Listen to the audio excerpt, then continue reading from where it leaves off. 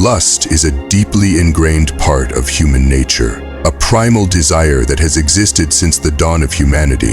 In its simplest form, it is a natural, biological impulse. But when examined more closely, lust reveals itself as a multifaceted force, with layers that go far beyond the surface-level pleasures it may seem to promise. What many fail to realize is that lust is not just a passing urge or innocent desire. It is a potent, almost magnetic force that can slowly take over a person's thoughts, behaviors, and ultimately their life. For centuries, lust has been a subject of fascination and a source of moral, spiritual, and psychological struggle. It has been celebrated, condemned, analyzed, and misunderstood. Many cultures and belief systems have tried to grapple with it, offering guidance on how to manage it, control it, or transcend it. Despite this, lust remains one of the most under-addressed and overlooked battles of the human experience. In a world where instant gratification is prized and sexual freedom is often seen as an unchallenged right, few recognize the subtle dangers that lurk beneath the surface of their desires. The truth is that lust is not simply an external force. It is something that lives within us. It's deeply tied to our emotions, our insecurities, and even our sense of worth. We often mistake lust for love, passion, or connection, but it is neither of these things. Lust is driven by a craving, a longing for something external that promises us pleasure, validation, or escape. But this craving, when it's left unchecked, can turn into an obsession. The moment we begin to seek fulfillment through lust, it grows stronger, feeding off our vulnerability and internal struggles. It clouds our judgment, distorts our perception of what truly matters, and often leads us to make decisions that undermine our well-being and happiness. One of the most dangerous aspects of lust is that it is often invisible, hidden beneath layers of cultural norms, social expectations, and personal desires. The world we live in frequently encourages indulgence, glorifies pleasure, and normalizes the idea that seeking immediate gratification is a valid pursuit. From movies and television shows to advertising and social media, lust is often portrayed as something to be embraced, celebrated, and enjoyed without consequence. As a result, people are conditioned to view their desires as harmless, even necessary, rather than as a potential trap that can slowly erode their happiness and mental clarity over time. What many people don't realize is that the true danger of lust lies not in its physical manifestation, but in its ability to shape our thoughts and influence our decisions. The moment we give in to lust, we surrender a part of ourselves to an illusion, a fleeting sense of satisfaction that rarely fulfills its promise. The desire may pass, but the impact of surrendering to lust can linger far longer than we ever anticipate. Lust becomes a silent driver of our actions and reactions, often overriding our better judgment and clouding our moral compass. It thrives in the gaps of self-awareness and wisdom, using its seductive pull to lead us astray, one moment at a time. Most people are unaware of how deeply lust influences their lives until it's too late.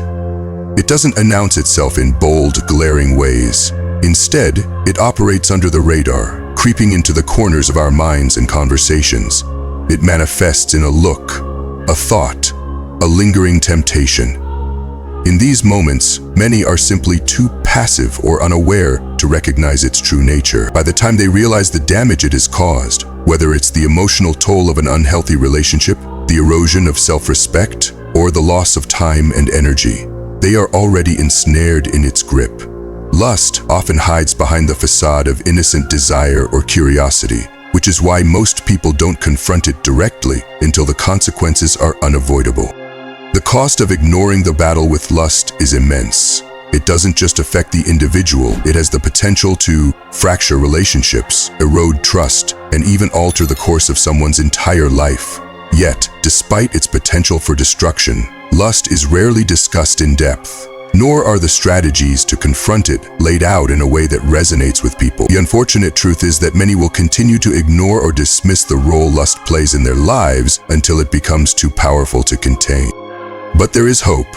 By facing the truth about lust and developing the tools to manage it effectively, we can reclaim control over our desires and find a healthier, more balanced path forward.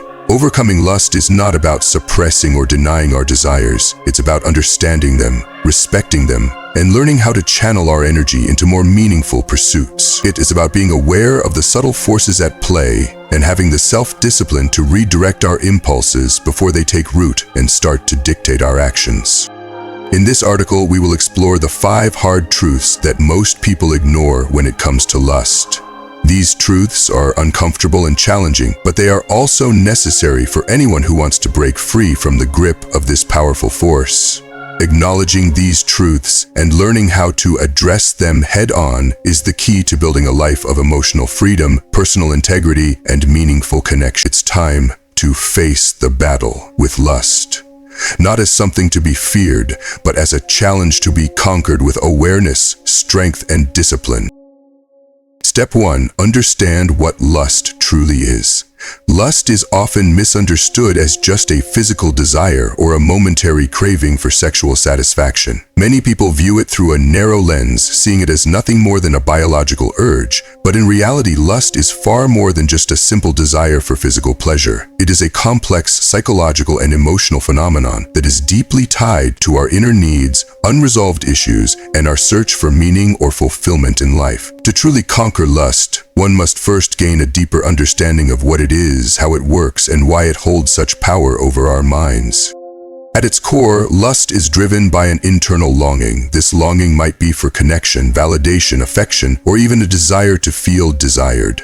Lust in its purest form is not simply about the physical act of sex. It is a symptom of a deeper yearning. People experience lust when they feel disconnected from themselves or from others, when they are searching for a way to escape from their internal dissatisfaction, or when they are looking for something to fill the void within them.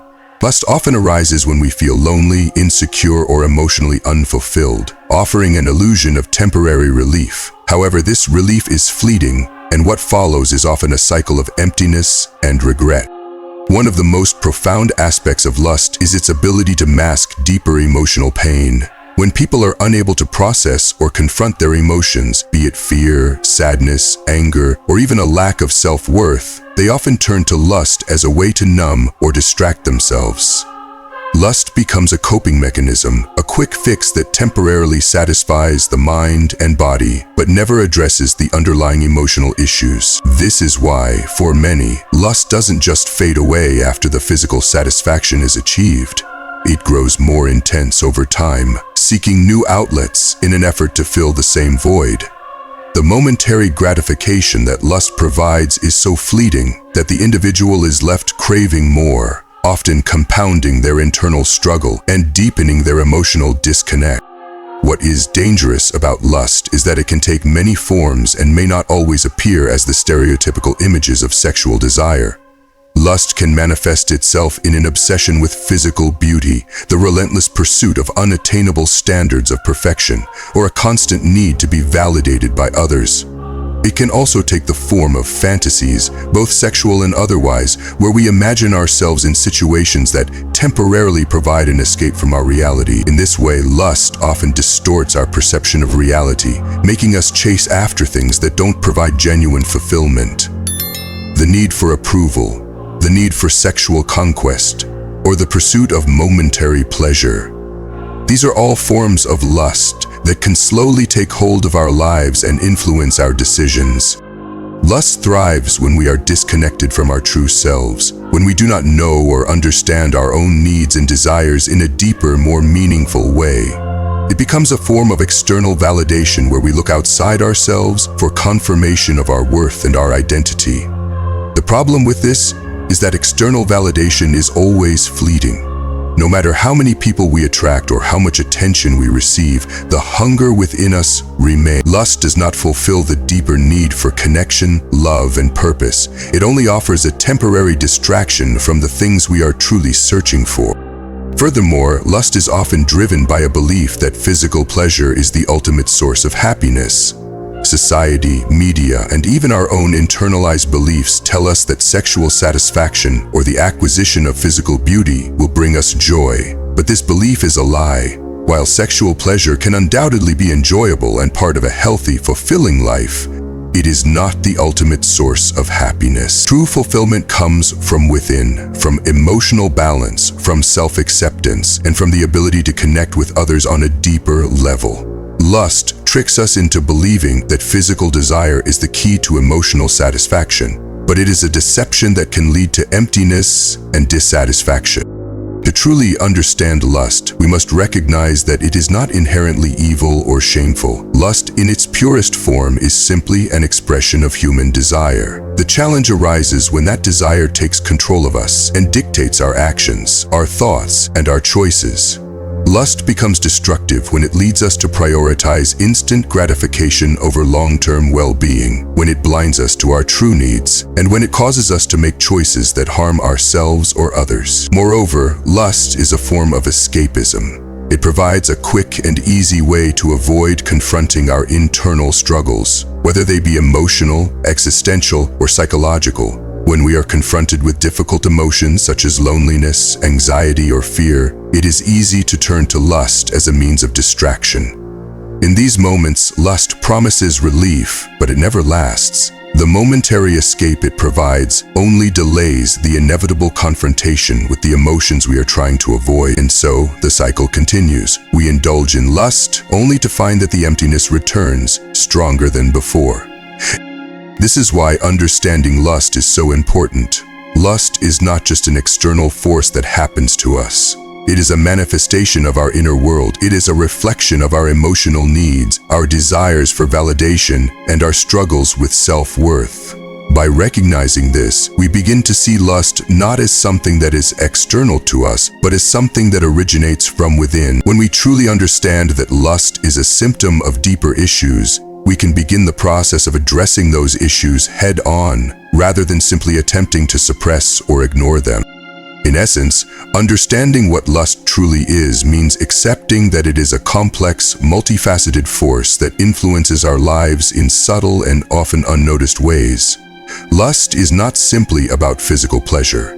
It is about the internal void we seek to fill, the emotional pain we wish to numb, and the desire for validation and connection that lies at the heart of our humanity. By acknowledging this, we can begin to understand how lust has shaped our choices and our behaviors, and we can take the first steps toward freeing ourselves from its grip. To overcome lust, we must first develop the awareness and the courage to look within. What drives your desires? What emotional needs are being ignored or unmet in your life? When you understand these deeper motivations, you gain the power to make conscious, empowered choices that align with your true values. Only then can you begin the process of transcending lust and finding the deeper, more meaningful fulfillment that you truly seek. By facing lust with honesty and introspection, you start to break the chains it has over you. It's not about denying your desires, but about understanding them and learning to channel them in a way that serves your highest good. Lust loses its power over you when you stop seeking it for validation or relief, and instead look inward for the peace, connection, and fulfillment.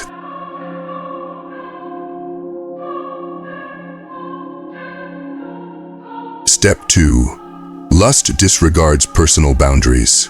One of the most destructive and insidious elements of lust is how it tramples on personal boundaries, both your own and others. Boundaries are the lines that we set to define what is acceptable and what is not, what is comfortable and what is not.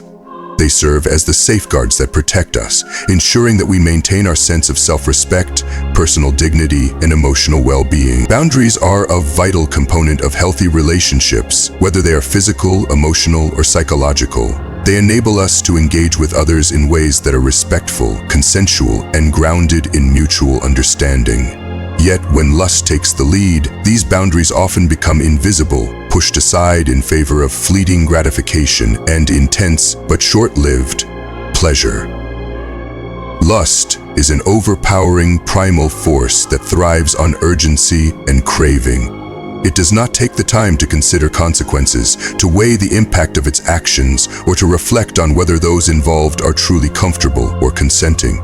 It is a force that bypasses the logic of reason and the careful consideration of boundaries, seeking only immediate release and satisfaction. In many ways, lust is a destructive wave that floods your consciousness, sweeping away everything in its path, including the delicate walls of self-control, self-respect, and personal boundaries.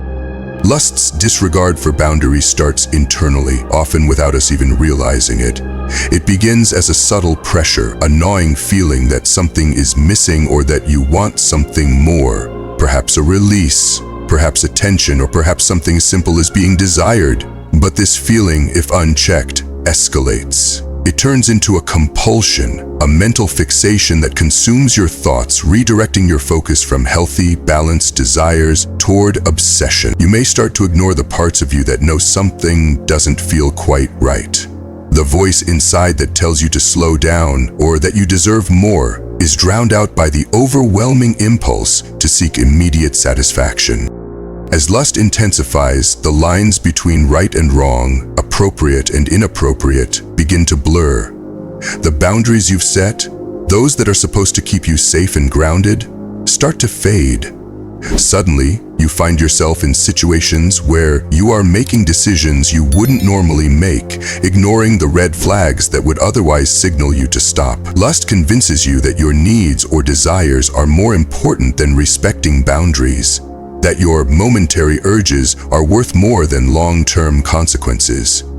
The idea of temporary pleasure becomes so alluring that you willingly sacrifice the integrity of your boundaries, disregarding your own values, self-worth, and even the boundaries of others. Lust's disregard for boundaries doesn't just affect your internal compass, it also impacts how you interact with others. When lust enters the equation, it can cloud your perception of the people around you, reducing them from fully realized individuals to mere objects to be desired or conquered. Lust shifts the focus from mutual respect and understanding to satisfying base instincts. In relationships, this can manifest as crossing physical boundaries, pressuring someone into actions they are not comfortable with, or emotionally manipulating someone to fulfill your desires. Lust thrives in situations where consent is given without full awareness or clarity, where someone's boundaries are blurred by the overwhelming pull of desire.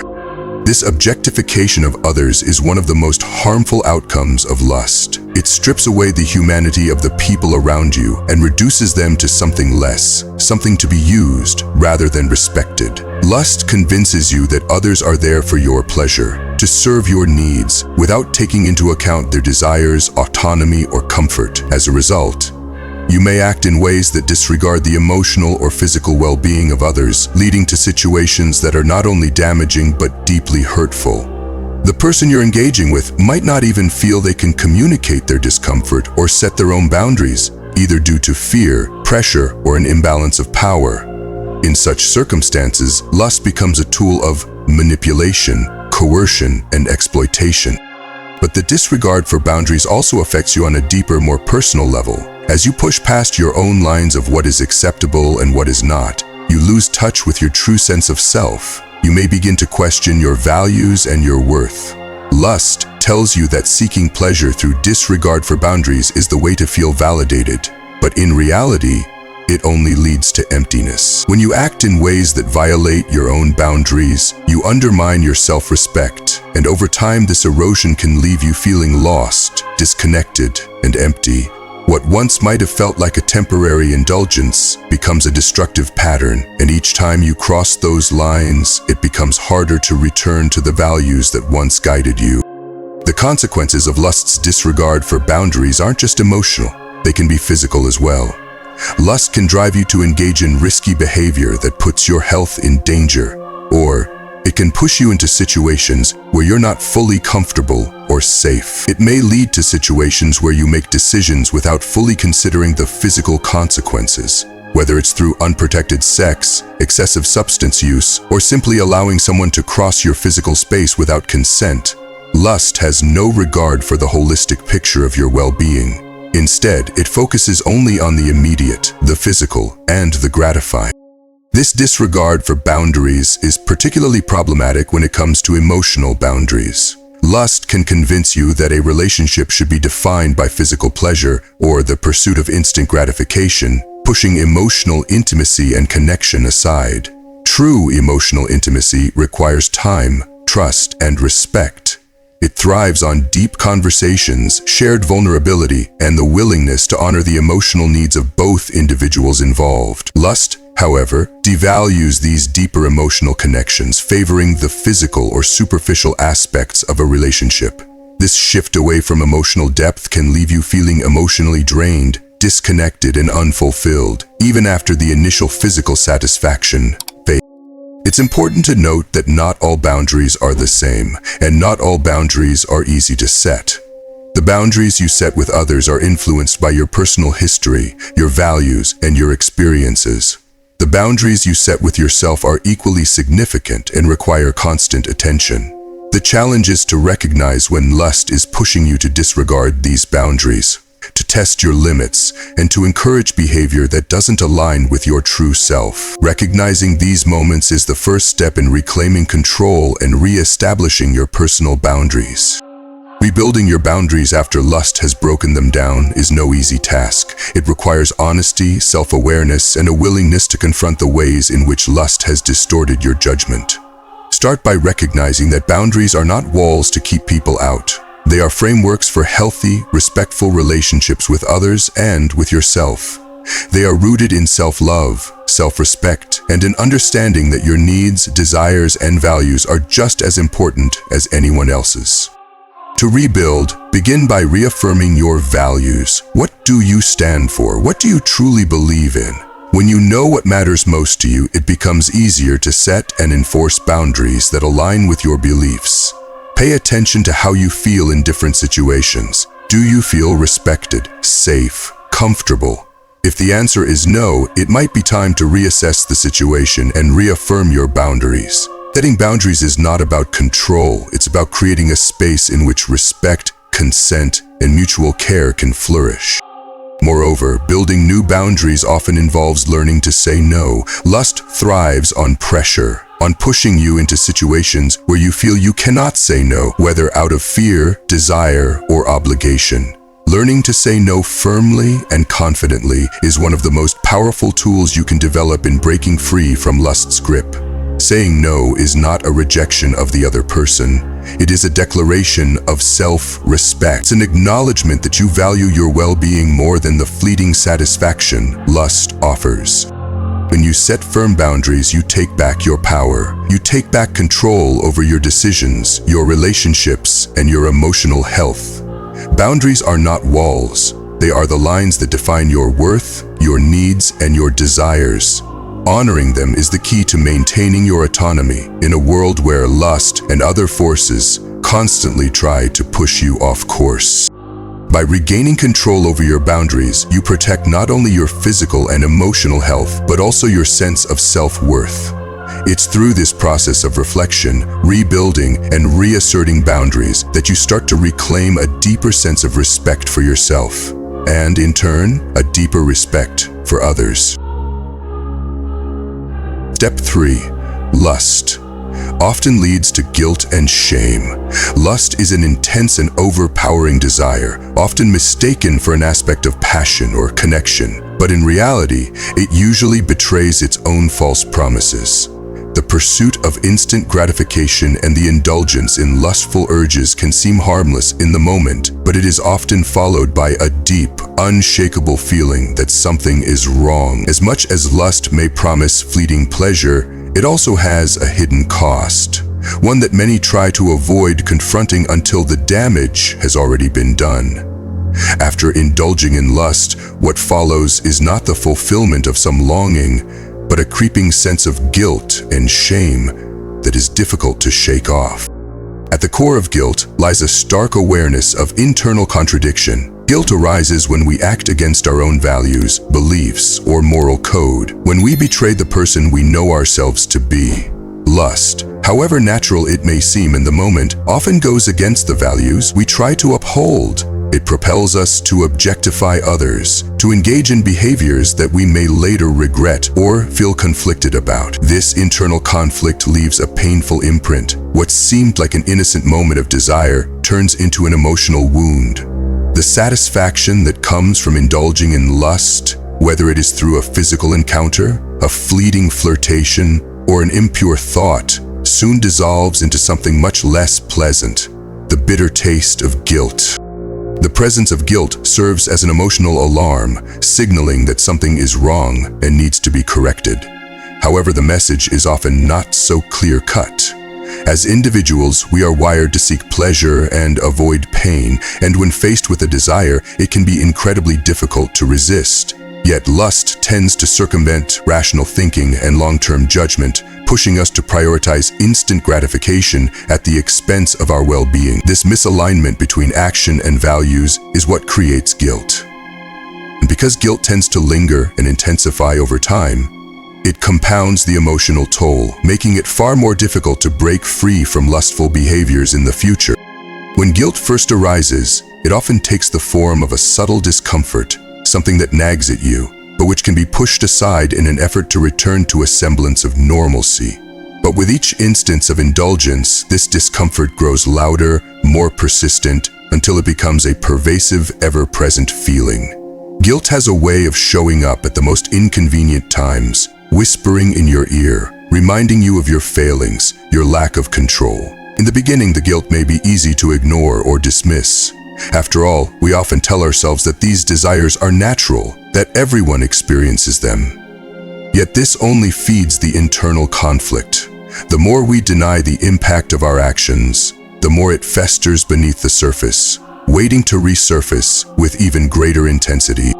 The next emotional layer that guilt often gives way to is shame. While guilt focuses on the regret of an action, shame reaches deeper. It is not merely that we feel bad for what we've done, but that we begin to feel bad about who we are. Shame goes beyond a transient emotional state. It molds the way we see ourselves. It shifts from "I did something wrong" to "I am wrong." This feeling of inadequacy is far more toxic than guilt because it strips away the sense of self-worth and makes it harder to recover from mistakes. Lust, particularly when it becomes a compulsive behavior, has the power to warp how we view ourselves, sowing seeds of shame that leave deep emotional scars. Once the seed of shame is planted, it can grow into something insidious, affecting nearly every aspect of our life.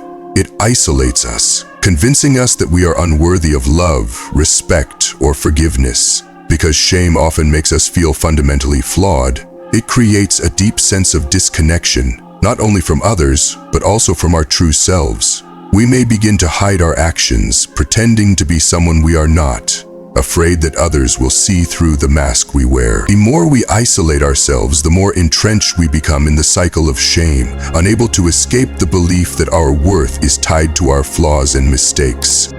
This spiral into shame is a dangerous trap. It convinces us that we are incapable of growth or redemption, that we are permanently defined by our worst moments. It paints a picture of ourselves as inherently flawed individuals, making it harder to seek help or support.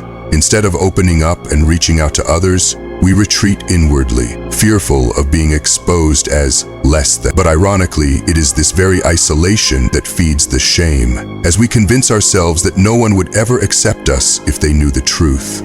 The loneliness of shame is often compounded by the belief that we are unworthy of connection or intimacy. This only deepens the pain of lust, which at its core is often driven by the longing for intimacy, validation, and acceptance. The internal turmoil of guilt and shame also has far-reaching consequences on mental and physical health. Prolonged feelings of guilt can lead to heightened stress, anxiety, and depression. The emotional energy required to manage these negative feelings drains us over time, causing a chronic sense of fatigue and frustration.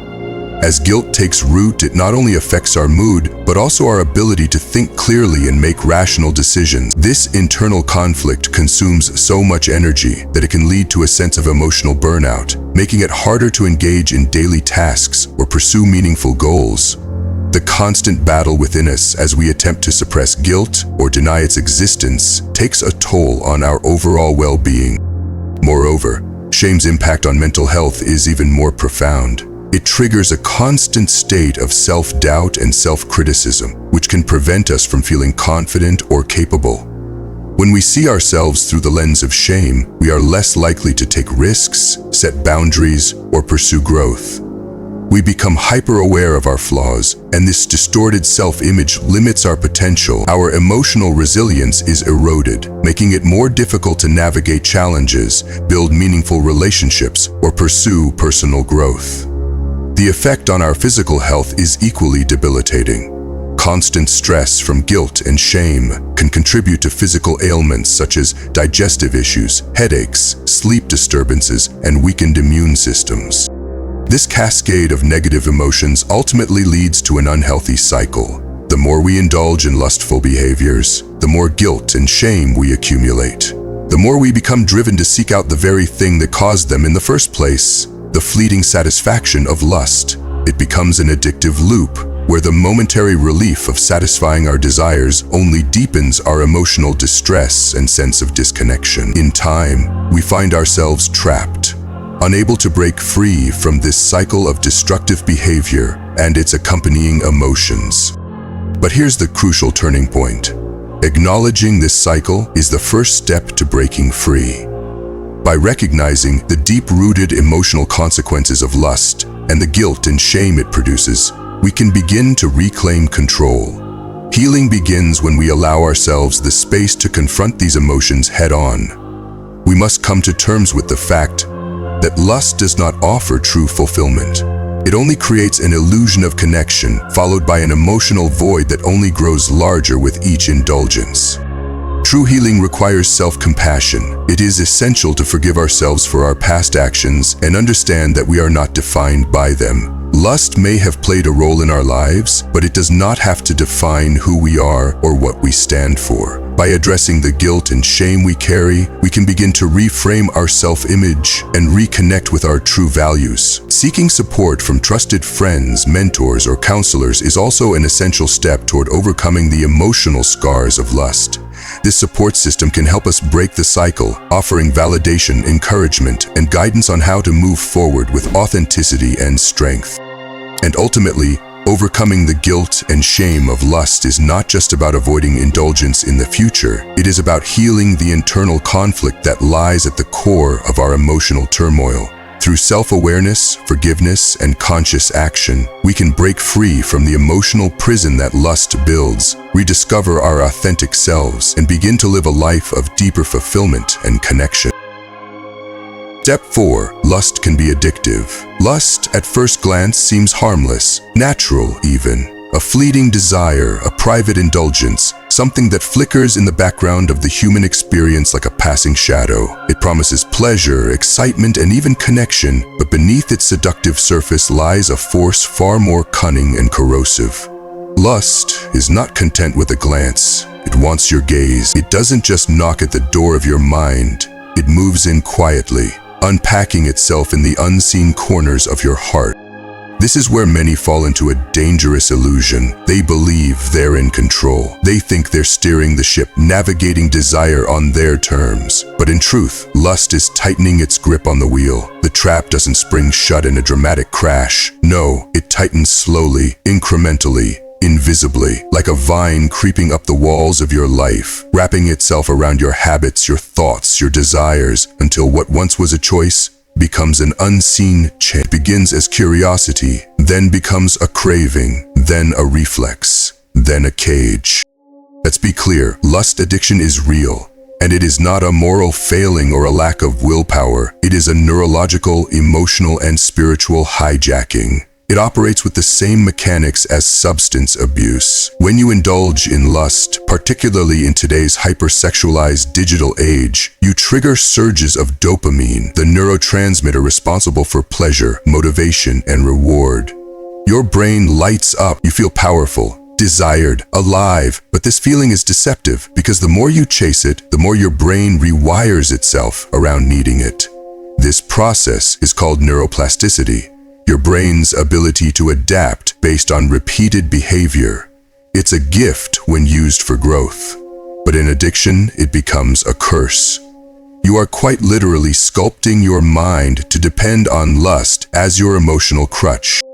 Over time, tolerance builds. What once thrilled now feels dull. You seek more extreme forms of stimulation just to feel something. Your inner dialogue shifts. You rationalize your actions. It's just stress relief. Everyone does it. I'll stop tomorrow. You begin hiding, fragmenting your life, presenting one face to the world while nurturing a secret life in the shadows. And in the quiet moments, when the screen goes black and the thrill fades, you're left with a gnawing emptiness. You feel more alone than before. What began as an escape becomes your prison. The most haunting part? This addiction mimics intimacy while hollowing it out. Lust gives you the feeling of being desired without requiring the vulnerability of being known. It offers stimulation without commitment, passion without sacrifice. It strips away the work of relationships, empathy, trust, presence, and replaces it with a fast food version of connection. And like fast food, it leaves you undernourished. Over time, your emotional muscles begin to atrophy. You confuse arousal for affection, attention for love, control for closeness. You become detached from your own heart. You may even struggle to form or maintain real relationships because the ability to receive love requires being present, open, and emotionally alive. And lust numbs all of that. This creates an inner civil war, the addict and the aspirant, the part of you that longs for something pure, real, and meaningful, versus the part that keeps reaching for the shortcut. This war breeds shame, and shame, tragically, is the fuel of addiction. The more ashamed you feel, the more you retreat into lust for temporary relief. But each escape deepens the shame. It's a brutal loop, a downward spiral, a cycle that slowly erodes your soul. And it doesn't stay contained. Lust addiction leaks into every corner of your life. Your focus deteriorates, your discipline weakens, your creativity fades. Why? Because your attention, the most valuable asset you have, is constantly hijacked. Lust narrows your world to one thing, the next hit, the next fix. Time that could be spent learning, building, growing, healing, or loving is devoured by an endless pursuit of shallow pleasure. Your potential? Suffocated. Your ambitions? Muted. Your relationships? Strained or shattered. And your self-respect? Silently destroyed. But this issue is bigger than any individual. It's cultural, systemic, profitable. Entire industries are designed to exploit lust addiction. Pornographic algorithms, social media bait, hypersexualized entertainment. These aren't random, they're strategic. You're not just being entertained, you're being trained, conditioned, programmed. And the saddest part? You're told this is freedom, that indulgence equals empowerment, that to say no is repressive. But behind closed doors, in the lives of millions, this so-called freedom is breeding anxiety, numbness, isolation, and heartbreak. We are more sexually exposed than ever before and more emotionally starved than any generation in history. And here lies the modern tragedy. The normalization of lust has made its consequences invisible. We joke about it, we meme it, we celebrate it, and in doing so, we silence those who suffer from it. People battling real addiction feel like they're alone, like their struggle is shameful or invalid. But make no mistake, the damage is deep. Lust addiction can lead to depression, anxiety, loneliness, emotional numbness, relational breakdowns, and even suicidal thoughts. And many fight this war silently, behind curated smiles and busy lives. But there is hope. Freedom begins with truth. Naming the addiction for what it is. Refusing to sugarcoat it. Then comes honesty with yourself and others. Owning the damage, facing the pain, and shedding the masks. After that comes accountability, inviting others into your journey, whether it's a trusted mentor, therapist, friend, or faith leader. Healing rarely happens in isolation. Then, step by step, comes discipline. Learning to sit with your discomfort instead of escaping it. Rewiring your habits, reclaiming your time, and redirecting your energy. And finally, comes transformation. This is not repression, but redemption. You don't beat lust by becoming a cold shell. You beat it by becoming whole. By filling the void with love, creativity, purpose, and spiritual depth. By discovering that you were not made for cheap thrills, but for connection, contribution, and sacred love. Some of the strongest, most powerful people you'll ever meet are not those who never struggled with lust, but those who stared it in the face and chose to fight. They didn't just break the chains, they reforged them into tools of compassion, clarity, and courage. They are capable of love that doesn't consume but heals, of passion that doesn't exploit but honors, of desire that doesn't destroy but creates. So if you want to build a life of purpose, depth, and unstoppable clarity, you cannot afford to be enslaved by lust. You must expose it, challenge it, starve it, replace it. Because the person waiting on the other side of this battle is not just stronger, they are finally free. Step 5. True freedom comes from mastery, not suppression.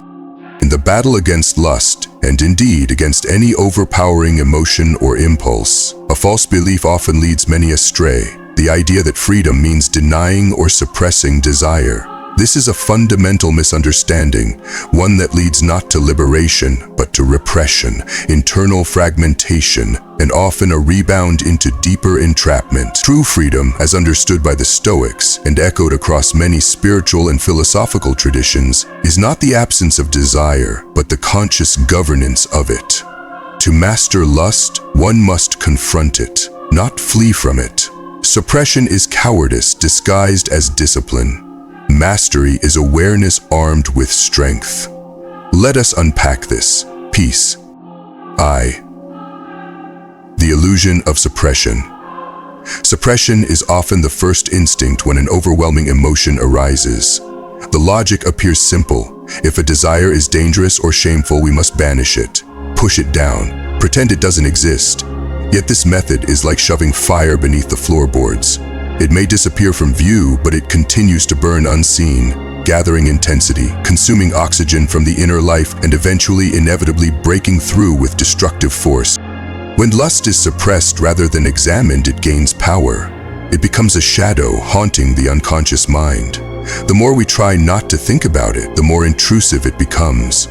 In psychological terms, this is the rebound effect, where repressed thoughts and urges return stronger due to the energy expended resisting them. The mind becomes a battlefield, torn between what it feels and what it's allowed to feel. Such inner division is not freedom, it is a form of internal imprisonment. Mastery.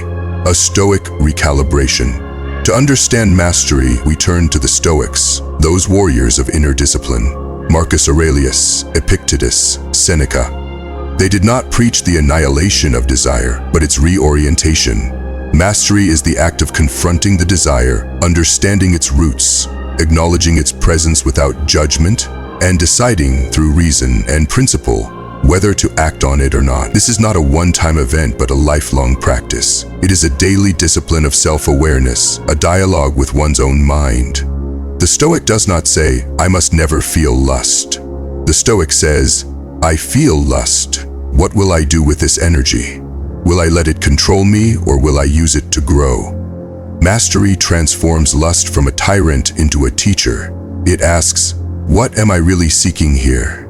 Is it intimacy, power, validation, escape? Once identified, we can seek those needs in ways that do not enslave us. Mastery means we become the authors of our impulses, not their victims. The spiritual architecture of mastery.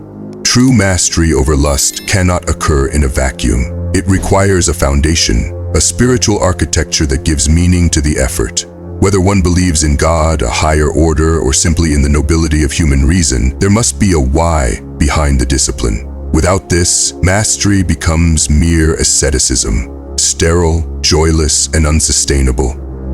Ask yourself, what am I protecting with my self-discipline? Your answer may be different from others. Perhaps you're preserving your clarity of mind, perhaps your self-respect, perhaps your relationships, perhaps your soul. When we frame mastery as an act of devotion to a higher version of ourselves or to a higher purpose, it becomes not an act of repression, but of reverence. In many spiritual traditions, lust is not seen merely as a vice, but as a powerful life force that can be transmuted. In Christianity, it becomes agape, divine love. In Buddhism, it is metta, loving kindness. In Hinduism, it is shakti, creative energy. The path is not to crush lust, but to refine it, channel it, understand it. That is mastery. IV. Psychological integration. Modern psychology, particularly Jungian depth psychology, reinforces the Stoic approach. Jung argued that the shadow, the dark, repressed part of the psyche, gains power the more we refuse to face it. Lust, when repressed, becomes part of that shadow. It leaks into our behaviors, sabotages our relationships, and emerges in the worst moments. Mastery involves integration. Looking at the shadow without flinching, it's painful. But within that pain is the opportunity for wholeness. When you say, yes, I have lust within me, yes, I am capable of being consumed by it, you reclaim your power. You stop pretending to be above your humanity and start choosing how to express it. Therapists who work with sexual compulsivity often note that healing begins not with suppression, but with radical honesty and emotional literacy. The ability to say, I am feeling this. I know where it's coming from. I know what it would do if I let it run wild, and I choose differently. This is psychological strength. This is emotional mastery. V. The difference between power and control. There is an essential distinction between control and power. Suppression offers control, but it is brittle. It is like holding your breath. Eventually, you must exhale. Mastery offers power, deep, sustaining, flexible strength. It is like learning to breathe underwater. Lust no longer startles you. You carry it lightly. You see its tricks and seductions, and you are unmoved. Not because you are cold, but because you are rooted. Suppression is afraid of the impulse. Mastery is not. Suppression is reactive. Mastery is proactive. Suppression hides. Mastery illuminates. VI. Building a philosophy of strength. What would a life built on mastery rather than suppression look like? It would be a life of congruence, where your actions align with your values. It would be a life where temptations still arrive, but they do not unsettle you. A life where your mind is not pulled in 100 directions by images, cravings, fantasies, and shame. A life where you can meet the gaze of another human being and see not a sexual object, but a soul. A life of peace. To build this life, you must build your philosophy, not someone else's, yours. You must decide, what kind of person do I want to be? What is sacred to me? What am I willing to sacrifice in order to become that person? These are the questions that mastery demands. Your philosophy becomes your compass. When lust strikes, as it will, you do not panic. You consult your compass. You remember who you are. You remember who you're becoming. Vi. The paradox of mastery. The final truth is this: mastery does not eliminate struggle, it redefines it. Even the most disciplined minds feel temptation, but they do not let it steer their lives. They greet it, learn from it, and let it pass. In this way, lust becomes an ally, not because it is harmless, but because it is honest. It reveals where your soul is unguarded. It reveals where you still need to grow. Every struggle is a mirror. Mastery means having the courage to look. The goal is not to suppress lust, but to outgrow its hold. Not to fear it, but to understand it. Not to obey it, but to rise above it. Not through denial, but through wisdom. Mastery is slow, it is hard, it is lonely at times, but it is the only path that leads to lasting freedom. You were not born to be a slave to your cravings. You were born to lead yourself, to shape your character, to live with integrity, to love without objectifying, to desire without destructiveness, to be free not from temptation, but in the presence of it. And that kind of freedom, earned through truth, discipline, and self-awareness, is the most powerful force in the world. To speak of lust, or of any primal human drive, as something you simply conquer, is to speak in myth, not in truth. Lust is not a dragon slain once, its corpse left behind in the dust of your youth. It is not an enemy vanquished by a single act of willpower. No, lust is a presence, subtle, adaptive, enduring. It lingers in the corridors of the mind, reshaping itself with age and circumstance. Sometimes it shouts, sometimes it whispers, sometimes it shows up as hunger, other times as loneliness. It evolves, it waits. This is the uncomfortable truth. You do not win this battle once. You wrestle again, and again, and again. Not always in dramatic moments, but in quiet ones. In the silence of late nights, in the stress of long days, in the ache of not being understood, in the scroll of a feed, in the briefest glance. It is not a battle with a finish line. It is a war of attrition, a test of endurance, fought in the most intimate battlefield of all, the soul. There will be days when you rise, tall, clear, grounded. Days when you look temptation in the eye and choose something higher. Days when the victory is so silent, no one but heaven notices. But it changes you, it strengthens you, it proves to you that your desires don't have to define your destiny. And there will be days when you fall, when the gravity of lust pulls you back into old patterns, when you feel weak, ashamed, when you wonder if you've made any progress at all. And then come the dry seasons, those long, haunting deserts of struggle where lust seems absent but peace is still far away. It hasn't disappeared, it's waiting, watching, gathering strength in the silence. The Stoics never promised freedom from desire. They knew better. What they offered was something more durable, not immunity, but discipline, not emotional sterilization, but clarity. The fire of impulse, they believed, need not burn your life down. It could be used to forge your soul into steel. They taught that wisdom is not the absence of inner conflict, but the ability to hold that conflict without being consumed by it. This is the truth that many modern minds resist. There is no arrival. No version of you, no age, no level of spiritual maturity, no marriage, no amount of knowledge or years of victory that makes you untouchable. You will never become someone who doesn't feel desire, but you can become someone who is no longer ruled by it. Someone who kneels before the chaos, not in defeat, but in reverence. Who observes the storm with stillness, not denial. Who chooses to rise again and again, not because the fight is over, but because they have become the kind of person who can fight well. This is not about perfection, it's about resilience. Not about being untouchable, but about being unbreakable. Not about banishing the darkness, but learning to walk with it without letting it steer your life. To fight this battle is to become deeply human, and to continue fighting it is to become profoundly strong. This battle will look different for each person. For some, it's a fight that feels clear and concrete, against pornography, infidelity, compulsive patterns that dominate the screen or the body, the kind of temptations that shout loudly and leave visible marks. But for others, it's more elusive. It's not about explicit images or actions. It's about the ache underneath, a desire to be noticed, to be chosen, to be desired. It's the craving not just for sex, but for affirmation, for someone to say, you matter, you're enough. Lust doesn't always wear a vulgar mask. Sometimes it comes dressed in romance, or in dreams of the perfect partner, or in the idea that your worth is measured by someone else's attention. It hides behind the need for emotional closeness that skips the work of real intimacy. It burrows into fantasies of being pursued, adored, or rescued. It even finds shelter in spiritual highs, moments where longing for God is quietly replaced by longing to feel something intense. Wherever lust hides, it must be brought into the light, not with harsh judgment, but with unflinching honesty. Because what remains in the dark rules us, and what is exposed can finally be healed. But here's what many people misunderstand. Freedom does not come from filters alone. It doesn't come from willpower hacks, clever tricks, or rigid schedules.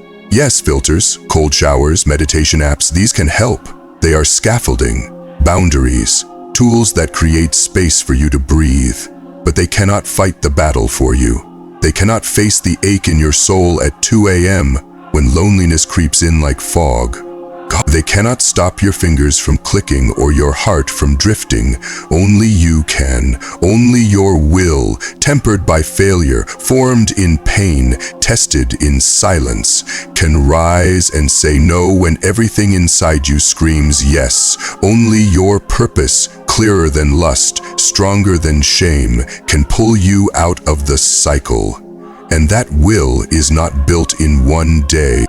It is forged over time through daily choices, through 1,000 small refusals, through moments of falling and getting back up again. It is refined in repetition, in suffering, in the quiet labor of becoming. This is not about being stronger than everyone else. It's about being stronger than your weakest moment. And over time, as that strength builds, not in pride, but in resolve, you'll see this isn't just about saying no to lust. It's about saying yes to something far greater. To clarity, to peace, to real love, to a self that no longer seeks escape, but seeks truth. And when you fall, as you inevitably will, you must not stay down. This path is not reserved for the flawless or the unscarred. It belongs to those who have stumbled, who have faced their darkest urges, and who still choose to rise. One of lust's cruelest tricks is not just the temptation itself, but the lie it whispers in the aftermath. That your failure defines you, that you are now broken beyond repair, that your worth has been erased. It convinces you that you are tainted, unworthy of love, unfit for redemption. But failure is not your identity. It is not a verdict. It is a mirror, one that reflects the weak spots in your defenses, the cracks in your foundation, and then quietly asks, will you repair what's broken, or will you keep pretending everything is fine? Shame will always try to keep you in the shadows. It silences growth. It feeds on secrecy and self-loathing, convincing you that you must stay low, hidden, alone. But shame is a terrible teacher. It binds, but it never builds. Forgiveness, when embraced with integrity, is far more powerful. To forgive yourself is not to minimize what you've done or to excuse harmful behavior. It is to reclaim your humanity and remember who you truly are. It is the refusal to be defined by your lowest moment. True forgiveness is a fierce, holy defiance of shame. It says, I fell, but I will not stay fallen. I failed, but I am not a failure. This journey requires grace, not cheap grace, but real grace. Grace that sits with you in the aftermath of relapse. Grace that steadies your hands when you feel unworthy. Grace that reminds you that healing is not linear. It's the grace to try again, to start over, to keep moving forward when everything in you wants to give up. And perhaps most importantly, it's grace for the wounds beneath the struggle. The deep, often unseen pain that made lust so alluring in the first place. Because lust is rarely just about lust. It is about the ache underneath, the unmet need, the childhood wound, the unspoken fear. If you want true freedom, you must offer grace not only to your behavior, but to your brokenness, to the parts of you still longing to be healed. That's where real change begins, not in perfection, but in relentless, courageous return. Every time you resist lust, you are not merely dodging sin or suppressing desire. You are actively building something sacred. You are shaping a mind that can rest in stillness rather than be driven by restlessness. You are forming a heart that is capable of giving and receiving love without manipulation or fantasy. You are nurturing a soul that no longer bends to every impulse, but stands grounded in clarity and strength. Each moment of resistance is like laying a brick in a structure far more valuable than fleeting pleasure, a life of integrity, connection, and peace. And perhaps the greatest gift of all is this: you are cultivating the capacity to truly love. Not the shallow love that feeds on appearances or fades when the appetite is gone, but the deep, unwavering love that sees another person clearly, honors their humanity, and remains even when desire quiets. This is the hidden reward of the fight: clarity. When lust no longer fogs your mind or twists your perception, the world becomes more vivid. People are no longer props in your internal theater of craving. They are seen for who they truly are. You look into eyes and recognize souls, not bodies. You meet others without calculation or hunger, and you begin to see yourself differently too. Not as someone enslaved by instinct, but as someone with agency, dignity, and purpose. Stop living in reaction and start living with intention. The battle against lust, then, is not just a fight against darkness. It is a journey toward the light, toward becoming someone who can love freely, live honestly, and walk through the world with eyes wide open. There is no shame in struggling with lust. The presence of struggle does not mean you are broken. It means you are alive, conscious, engaged in the battle for your own soul. It means your heart has not grown numb. You still care. You still see the difference between who you are and who you want to be. That alone is evidence of life stirring within you. Shame has a way of twisting the narrative, making you believe that struggle equals failure, that desire makes you dirty, that falling makes you unworthy. But this is a lie. The truth is, struggle is the very arena in which strength is born. The shame is not in feeling temptation, it is in surrendering to it, without even trying to resist. If you are fighting, you are winning in ways the world cannot see. Every time you choose to resist, even if just for a moment, you are planting seeds of mastery.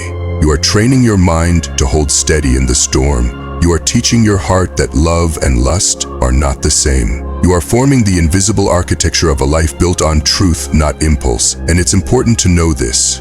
You are not weak because you feel lust.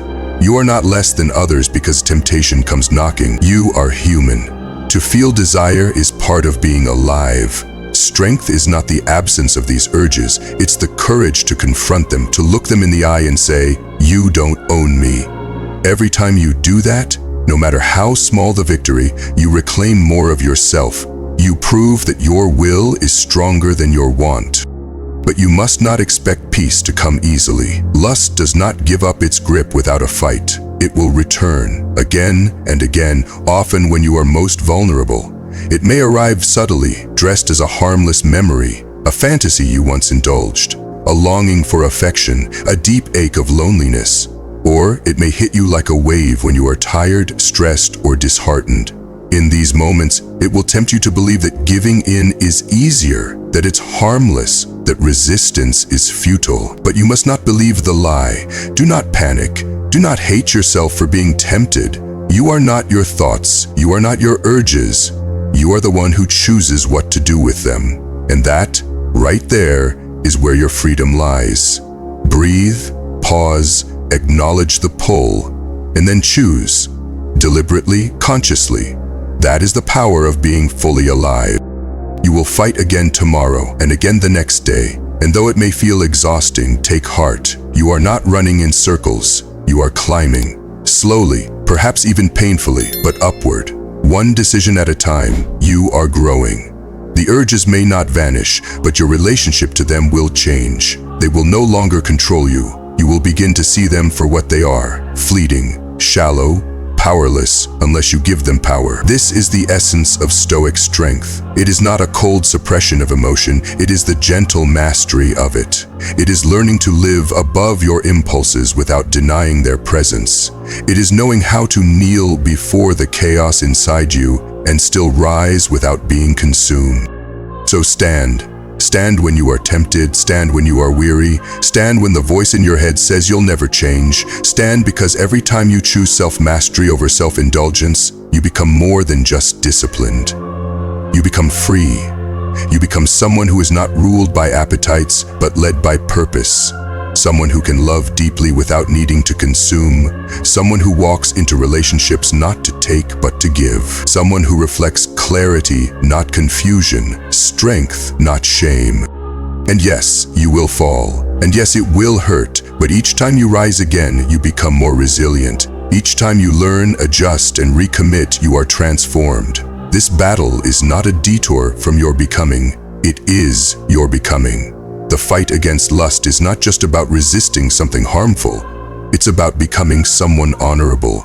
It's about shaping your character, anchoring your soul, and living as a whole, undivided person. This is your battle. Not to become perfect, but to become true. Not to be rid of desire, but to rise above it. Not to escape the fire, but to become the flame that endures it. So rise again, and again, and again. Because this is not just a fight for purity, It's a fight for your future, a fight for your peace, a fight for the kind of love you are capable of giving and receiving